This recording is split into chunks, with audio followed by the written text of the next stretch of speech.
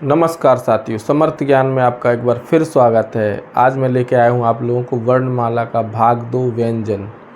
जैसा कि मैंने पहले भाग में आपको स्वरों के बारे में बताया था, स्वरों की प्रकार बताए थे, स्वरों की विशेषताएं बताई थी, और दूसरे भाग में मैं आप लोगों को व्यंजन और व्यंजन के निम्न प्रकार बताऊँगा। तो आज हम शुरू कर रहे हैं अपना नया जो भाग 2 वर्णमाला भाग 2 का व्यंजन है। तो साथ ही उसके पहले मैं वही एक बार फिर कहना चाहूँगा कि मेरे चैनल को सब्सक्राइब ज़रूर कर दें और लाइक कर दें और शेयर कर दें, ताकि उन लोगों तक पहुँच पाए मेरा ज्ञान, मेरी नॉलेज, जिन बच्चों को आवश्यकता है, जिनके पास व्यवस्थाएं नहीं है या जो बाहर पढ़ने नहीं जा सकते हैं या जिन पर पैसा नहीं है। तो ऐसे बच्चे इस चैनल के माध्यम से, समर्थ ज्ञान के माध्यम से वो अपने ज्ञान को बढ़ा पाएँ और सरकारी नौकरी में जल्दी से कंपटीशन फाइट करें और अच्छे पदों पर जाएं। ऐसी कामना के साथ मैं शुरू कर रहा हूं। तो प्लीज़ मेरे चैनल को सब्सक्राइब और लाइक ज़रूर करें। तो आज शुरू कर रहे हैं हम व्यंजन। तो व्यंजन से पहले मैंने पहले भाग में जो स्वर बताया है, उस स्वर को आप लोग ज़रूर देख लें एक बार। स्वर भाग वर्णमाला भाग 1 ज़रूर देखें। तो साथियों, आज हम बात करेंगे स्वर की। तो स्वर वे वर्ण होते हैं जिनके उच्चारण में गले में कोई भी वायु अवरोधित नहीं होती। जो गले की जो श्वास वायु है, जो प्राण वायु है, वो जब वर्णों को उच्चारण करते समय जब कोई भी अवरोध पैदा नहीं होता है, वो स्वर कहलाते हैं। स्वर किसे कहेंगे? स्वर वे वर्ण होते हैं जिनको बोलने में जो गले से निकली वायु अवरोधित नहीं होती। उदाहरण देख लीजिए आप। मैं आपको एक एग्जांपल देके बताता हूँ। जैसे हमारा स्वर होता है आ, बड़ा आ, ई, ऊ। तो इनको बोलने में साथियों कहीं से भी वायु प्रभावित नहीं हो रही, वायु अवरोधित नहीं हो रही है। जैसे मैंने बोला आ, चाहे जितनी देर तक बोलते रहेंगे हम, लेकिन वो वायु में कहीं भी बोलने पर उसमें अवरोध नहीं आ रहा है। तो जिन वर्णों के बोलने में कोई अवरोध वायु का उत्पन्न ना हो, वो क्या कहलाते हैं? स्वर कहलाते हैं। और वहीं साथियों व्यंजन इसका उल्टा है। जिन वर्णों को उच्चारित करते समय जब वायु अवरोधित होती हो, चाहे पूर्ण रूप से हो चाहे अपूर्ण रूप से, जब वायु अवरोधित होती हो या वायु में जब रुकावट आती है, गले से निकली हुई वायु में जब रुकावट आती है, तो ऐसे वर्णों को हम व्यंजन कहते हैं। व्यंजन वर्ण क्या होते हैं? जिनको बोलने में गले से निकली हुई वायु में रुकावट आती है, ब्रेक आती है। साथियों, मैं यहाँ ऑफिशियल भाषा नहीं बोल रहा हूँ, मैं इस तरह की भाषा का प्रयोग कर रहा हूँ ताकि आपको बड़े ईजीली समझ में आ जाए, बहुत आराम से और सीधे तरीके से समझ में आ जाए। तो यहाँ पर एक और मैं कहूँगा आपसे, जो व्यंजन है, तो व्यंजन की एक परिभाषा और ये है कि स्वरों की सहायता से बोलने वाले वर्ण, जिन वर्णों को स्वरों की सहायता से बोला जाता है, वह वर्ण व्यंजन कहलाते हैं। इस बात को भी साथियों आपको ध्यान देना है। तो आप एक मैं उदाहरण देकर बताता हूँ कि हम ऐसा क्यों कह रहे हैं। क्योंकि जब हम कोई व्यंजन बोलेंगे, क, जब हमने व्यंजन बोला क, तो क के साथ में आ का उच्चारण हुआ। तो अगर हम क के साथ में आ का उच्चारण नहीं करेंगे, तो साथियों का की ध्वनि हमारे गले से नहीं निकलेगी। इस बात का ध्यान रखना। जब तक हम का के साथ स्वर का उच्चारण नहीं करेंगे, तो ध्वनि हमारे गले से बाहर नहीं आएगी, गले के अंदर ही रहेगी, यहीं पर रह जाएगी बस। क्योंकि जब हम इसमें जब स्वर मिलाएंगे, जब स्वर को हम साथ में मिलाएंगे, तब जाके ध्वनि क बाहर आएगी। समझ रहे हैं ना? तो बिना स्वरों की सहायता के हम व्यंजन को बोल नहीं सकते, उनकी ध्वनि को बाहर नहीं निकाल सकते। समझ गए साथियों? तो व्यंजन बहुत अच्छी तरह समझ लो। मैं बार बार इसलिए ही बता रहा हूँ ताकि आप अच्छी तरह दिमाग में बैठ जाए कि स्वरों की सहायता से बोलने वाले वर्ण ही व्यंजन कहलाते हैं, और इनको व्यंजन को बोलने में गले से निकली वायु प्रभावित या अवरोधित होती है। ठीक है। अब मैं बताऊंगा कि जो व्यंजन इनके प्रकार। तो सबसे पहला प्रकार लिया है। इसके पहले देखो, यहाँ पर मैंने एक की वे वर्ण जिनका उच्चारण करते समय हवा अवाद गति से मुख विवर से नहीं निकलती वर्ण उसमें पूर्ण या अपूर्ण अवरोध होता है, व्यंजन कहलाते हैं। और दूसरा, जिन वर्णों का उच्चारण स्वर की सहायता से किया जाता है व्यंजन कहलाते हैं। व्यंजनों की संख्या हमने बताई थी 33। व्यंजनों की संख्या कितनी है? 33। तो पूरी वर्णमाला में जो पूरे वर्णों की संख्या है वो है 52। 11 मूल स्वर हैं और 33 व्यंजन हैं, मूल व्यंजन जिन्हें कहेंगे। 4 हैं संयुक्त अक्षर या संयुक्त वर्ण, और इसके अलावा 2 हैं द्विगुण व्यंजन, ड़ा और ढा, और 2 है अयोग वाह। जैसे कि मैंने पहले भाग में आप लोग बताया है कि अयोग वाह मतलब अंग और आहा, इनको अयोग वाह कहते हैं। ये स्वर में नहीं आते, ये स्वर से अलग होते हैं, और इसके लिए आप पहला भाग जरूर देख लें। तो अब यहाँ पर हम बात करेंगे प्रकार में व्यंजनों के में। सबसे पहले हम लेते हैं स्पर्शी व्यंजन की। स्पर्शी व्यंजन क्या है? तो स्पर्शी से व्यंजन से समझने से पहले हम बात करेंगे कि स्पर्शी का अर्थ क्या है। यदि स्पर्श का अर्थ आपको पता हो जाएगा तो आप स्पर्शी व्यंजन भी समझ जाओगे। तो यहाँ पर साथियों स्पर्शी व्यंजन में स्पर्श का अर्थ है कि जब जिन वर्णों के उच्चारण में जो जिह्वा है, हमारी जो जीभ है, वो किसी भी मुख के किसी भी अवयव को टच करे, किसी भी अवयव को स्पर्श करके जब उच्चारण वर्णों का होगा तो वो वर्ण क्या कहलाएंगे? वो वर्ण स्पर्शी व्यंजन कहलाएंगे। मुख में जब जिह्वा के द्वारा जब हम वर्ण को बोलेंगे और जब किसी भी अवयव को जिह्वा हमारी टच करेगी तो ऐसे वर्ण क्या कहलाएंगे? स्पर्शी व्यंजन कहलाएंगे। तो इसकी संख्या कितनी बताई है? तो स्पर्शी व्यंजन हमारे कुल होते हैं 25, और ये कई कॉम्पिटिशन्स में क्वेश्चन पूछा जा चुका है कि स्पर्शी व्यंजन कितने होते हैं। तो स्पर्शी व्यंजन होते हैं 25। कौन कौन से होते हैं? तो देखो, का वर्ग से लेकर के पा वर्ग के जितने भी अक्षर हैं, सारे के सारे जो वर्ण हैं वो स्पर्शी व्यंजन है। क ख ग घ ड़ च छ ज झ य टा ठ डा ढ ण त थ द ध न प फ ब भ म। ये पूरे 25 के 25 क्या हैं? स्पर्शी व्यंजन हैं। और साथ ही उसमें जो मैंने पंचमाक्षर जो लिखे हुए हैं, इन जो 5 वर्ग हैं, और इन 5 वर्गों के जो पंचमाक्षर मैंने यहाँ पर लिखा हुआ है, इनको बोलते हैं नासिक के। तो नासिक के बारे में मैंने बताया था आपको पहले भाग में कि अंग जो होता है हमारा वो नासिक होता है।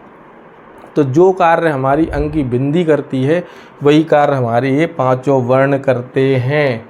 इस बात का ध्यान देना, अंग की बिंदी की जगह पर हम इसका प्रयोग कर सकते हैं। उदाहरण के लिए जैसे मैंने एक उदाहरण बताया था, तो देखो तो फिर से मैं इसको बताता हूँ। तो साथियों यहाँ पर पंचमाक्षर का प्रयोग कैसे होता है? जैसे आपने देखा होगा कि पंडित लिखा होता है, पंडित में ये लिखा हुआ है पंडित। तो पंडित में जो पंचमाक्षर आ रहा है ये ण, तो इसका प्रयोग कहाँ हुआ है? नासिक की जगह पर। किसकी जगह? नासिक की जगह पर हमारा पंचम अक्षर आ गया है। इस बात का ध्यान रखना, ये व्यर्थ नहीं होते हैं, इनका भाषा में, इनका वर्तनी में प्रयोग होता है। जैसे आपने गंगा लिखा देखा होगा, या आपने पंजी, जैसे हम पंजी लिखेंगे तो पंजी में इस तरह से हम इनका प्रयोग करते हैं। तो यहाँ पर नासिक के स्थान पर पंचमाक्षर आ रहा है। और हम ऐसा कैसे करते हैं कि यहाँ पर तो ना आ रहा है और यहाँ पर यहाँ आ रहा है, तो इसका भी एक नियम है। स्वर्ग के अक्षर के पहले नासिक का उच्चारण हो रहा होगा, वहाँ हम पंचम अक्षर उसी वर्ग का लेंगे। जैसे देखो यहाँ पर डा वर्ण आया है, तो डा का जो नासिक लिया है वो क्या लिया है? इसका पंचम अक्षर। इसी प्रकार पंजी में जा आया है, तो जा का जो पंचम अक्षर है या, उसको हमने नासिक के स्थान पर लिया है। तो ध्यान रखना, जो नासिक के बाद में जो भी जिस वर्ग का अक्षर आएगा वो उसी का जो है हम यहाँ पर पंचमाक्षर लेंगे नासिक के स्थान पर, या अंग की बिंदी के स्थान पर वो अक्षर लेंगे। तो यहाँ आपको ये समझना पड़ेगा साथियों कि जो पंचमाक्षर है वो व्यर्थ नहीं है, उनका वर्तनी में प्रयोग होता है बल्कि ये वर्तनी ज़्यादा शुद्ध मानी जाती है। इसी प्रकार देखें ऐसे पंचमाक्षर का प्रयोग हम अपनी वर्तनी में करते हैं। अब आगे बढ़ जाते हैं हम। दूसरा जो अगला है इसका व्यंजन का प्रकार वो है अंतस्थ व्यंजन। तो अंतस्थ व्यंजन का अर्थ है कि आंतरिक भाग, शरीर के आंतरिक भाग से जब कोई उच्चारण होता है तो वो अंतस्थ व्यंजन कहलाता है। अंतस्थ व्यंजन में क्या होता है, शरीर के आंतरिक भाग, अंतस्थ का मतलब भीतरी, तो भीतरी भाग से जब उच्चारण होता है तो वो अंतस्थ व्यंजन आते हैं। जैसे या, हमारे भीतरी भाग से उच्चारण हो रहा है, या, रा, ला, वा, तो ये जो आंतरिक भाग से उच्चारण हो रहा है, इसलिए इसको हमने अंतस्थ व्यंजन कहा है। अगला है ऊष्म। तो ऊष्म का अर्थ साथियों आप लोग जानते ही हैं। ऊष्म का अर्थ होता है गर्मी, ऊष्मा, जैसे तो ऊष्मा से बना है ऊष्म।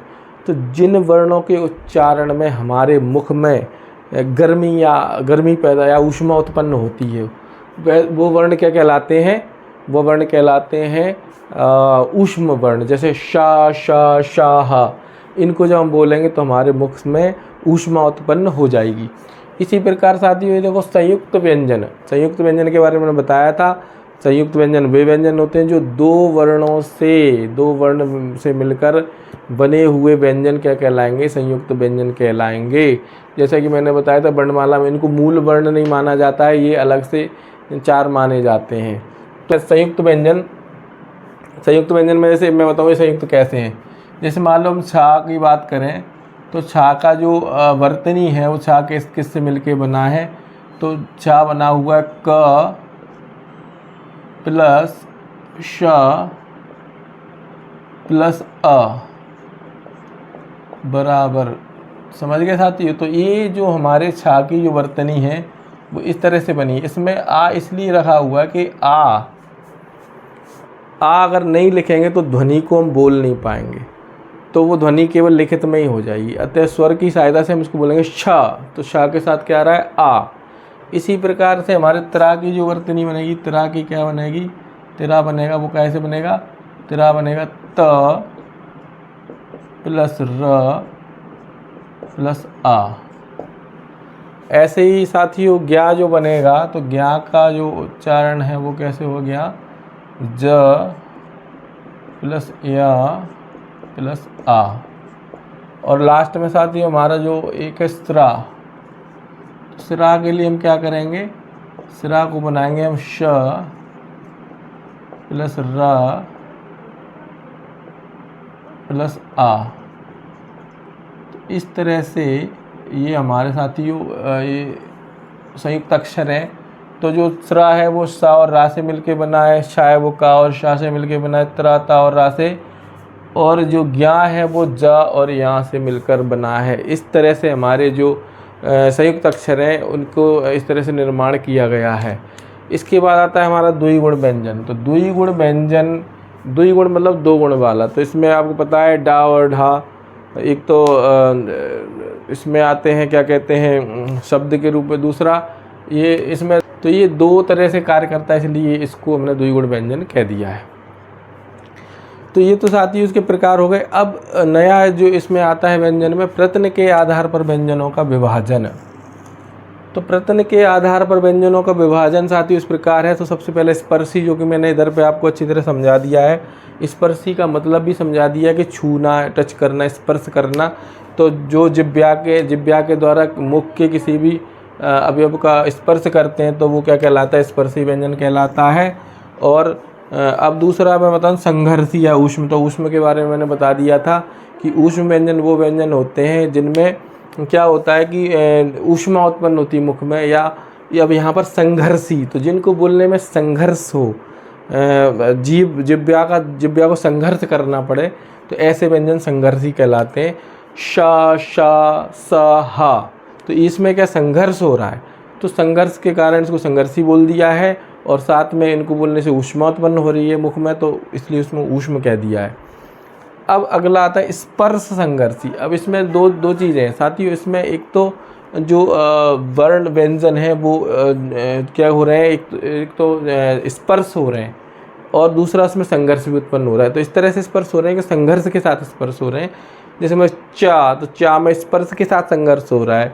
छ, ज, झ, इनमें क्या हो रहा है, स्पर्श के साथ संघर्ष भी हो रहा है। तो इसलिए इनको क्या कह दिया, स्पर्श संघर्षी कह दिया है।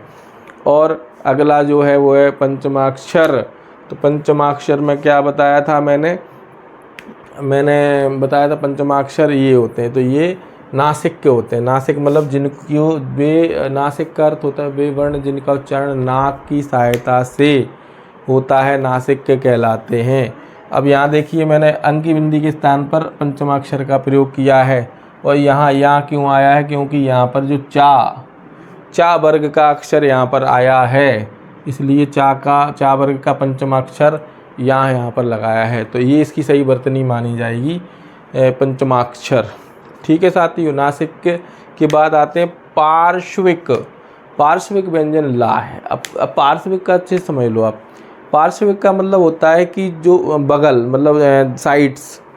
पार्श्व का मतलब होता है साइड है, बगल। तो ला का उच्चारण करते समय साथियों हमारे जो मुख में जो वायु बाहर निकलती है, वो कहाँ से निकलती है, दोनों गालों के बगल से निकलती है। तो इसलिए ला को हम क्या कहेंगे, पार्श्विक व्यंजन कहेंगे।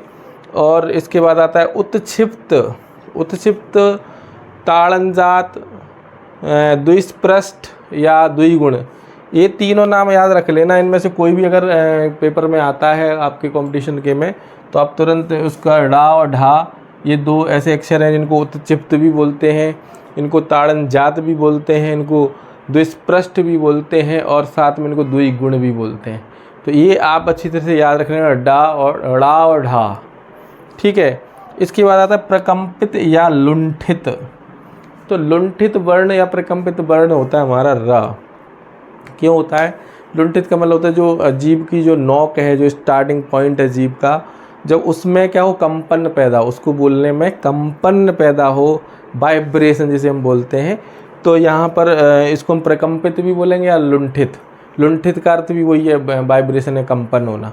तो जिस वर्ण को बोलने में जिह्वा की नोक पर क्या हो, वाइब्रेशन हो या कंपन हो, उसे हम क्या कहेंगे, लुंठित व्यंजन कहेंगे। तो लुंठित व्यंजन हमारा क्या हो जाएगा, रा जो है वो एक लुंठित व्यंजन है। और इसके बाद में हमारा आता है अर्धस्वर या संघर्षहीन।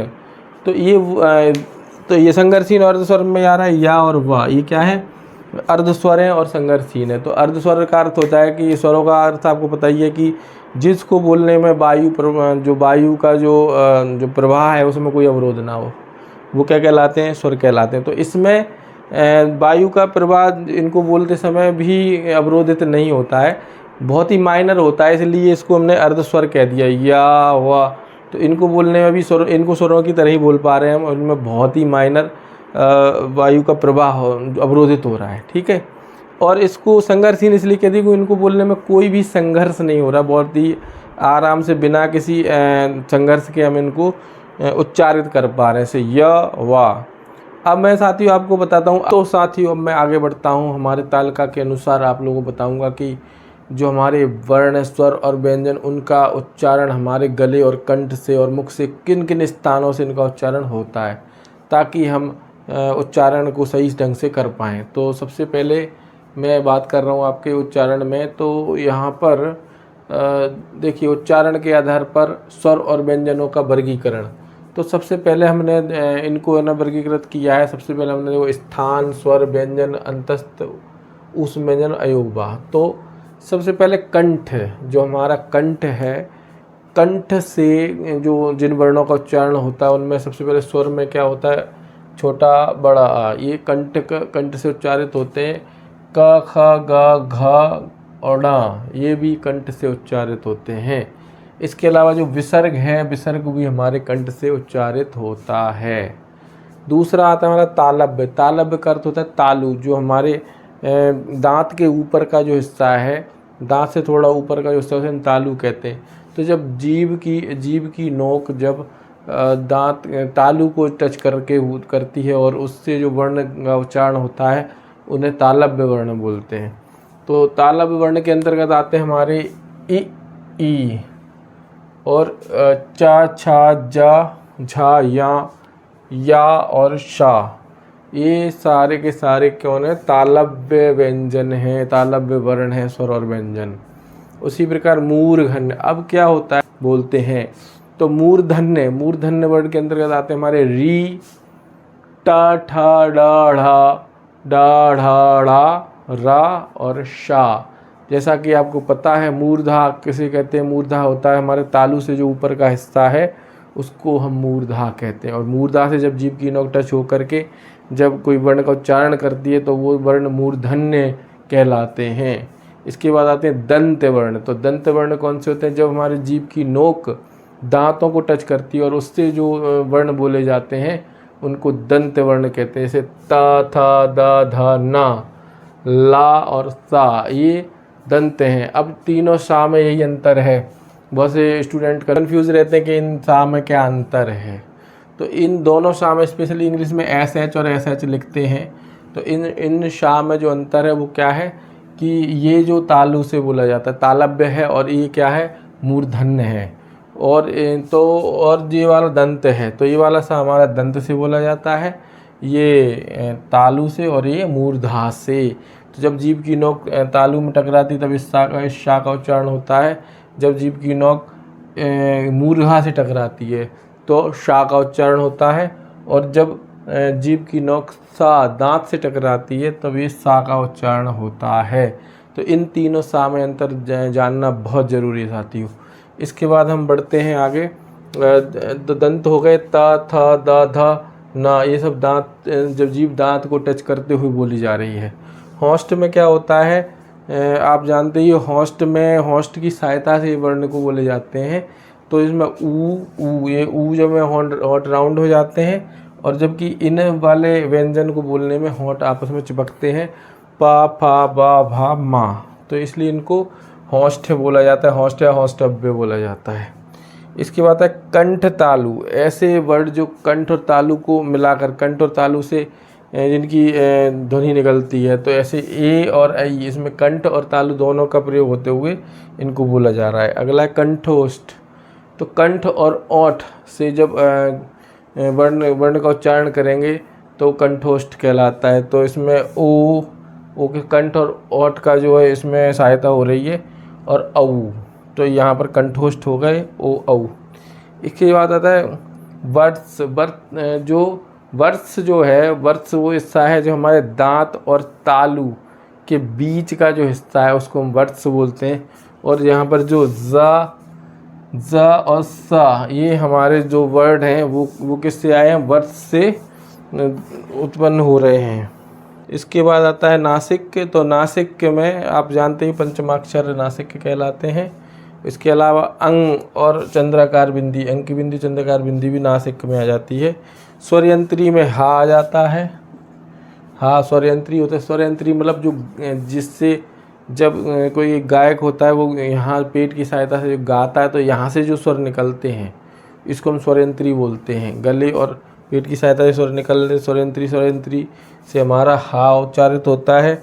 दंतोष्ठ। दंतोष्ठ से हमारे दांत और होंठ की सहायता से जो जिन वर्णों को बोला जाता है, जिन व्यंजनों को बोला जाता है उनको दंतोष्ठ कहते हैं। तो दंतोष्ठ में आ जाएगा हमारा वा और फा। वा और फा में देखो, वा और फा में जो हमारे जो होंठ हैं वो दांत से लग रहे हैं, और जो फा दंतोष्ठ में हमारे दांत होंठों से टच करेंगे, तो ऐसे उच्चारण में हम क्या करेंगे? दंतोष्ठ वर्ण का उच्चारण करेंगे। तो दंतोष्ठ में आ जाएगा फा। फा में हमारे दांत और होंठों आपस में टच हो रहे हैं, और ये फा में नुक्ता लगा हुआ है, उनका जो है वो भी दंतोष्ठ है। तो इस तरह से जब हम उच्चारण करेंगे तो हमारी जो है भाषा काफ़ी सुधार आएगा। तो इस टेबल को आप लोग अच्छे से ध्यान रख लें और याद कर लें, इसमें से काफ़ी क्वेश्चन पूछे जाते हैं। तो ये टेबल बहुत ही इम्पोर्टेंट टेबल है आप लोगों के लिए, अतः इस टेबल को नोट कर लें और याद कर लें, ठीक है साथी हैं। तो इन्हें दो भागों में बांटा गया। जो स्वरतंत्री के जो वर्गीकरण में इसके इनको क्या स्वरतंत्री के आधार पर दो भागों में बांटा गया है। पहला है साथियों अघोष, दूसरा है सघोष या घोष। अब आप समझिए दुनिया को दो प्रकार के स्वरतंत्री में बांटा गया है। तो पहले जो वर्ण बांटे गए वो बांटे गए अघोष वर्ण, और दूसरे बांटे गए सघोष या घोष वर्ण। तो इसके अंतर्गत देखिए, इसमें कुछ मैंने ट्रिक भी बताई हैं याद रखने के लिए, बहुत ही इंपॉर्टेंट है, क्वेश्चन पूछे जाते हैं। तो देखो अघोष ध्वनियाँ क्या होती हैं? जिन ध्वनियों के उच्चारण में स्वर तंत्रियों में कंपन नहीं होता, जिन ध्वनियों के उच्चारण में स्वर तंत्रियों में कंपन नहीं होता है उन्हें अघोष वर्ण कहते हैं। ये कुल 13 वर्ण माने गए हैं। कितने माने गए? 13। अब इसका जो ट्रिक है वो ये है कि इसमें पहला और दूसरा बराबर 3 सा।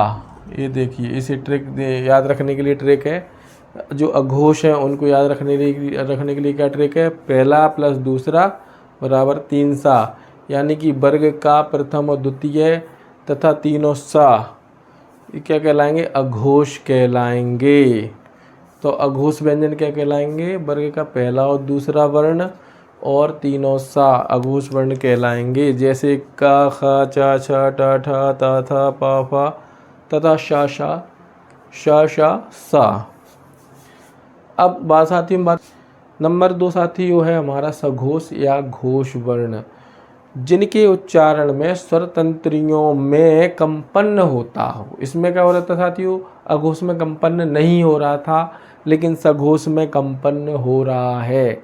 तो जिनके उच्चारण में कंपन होता है वो कौन से वर्ण कहलाते हैं, सघोष या घोष वर्ण कहलाते हैं। तो इसकी ट्रिक क्या है, 3, 4, 5 यारों में लब हो रहा है जिनका स्वर गूंज रहा है।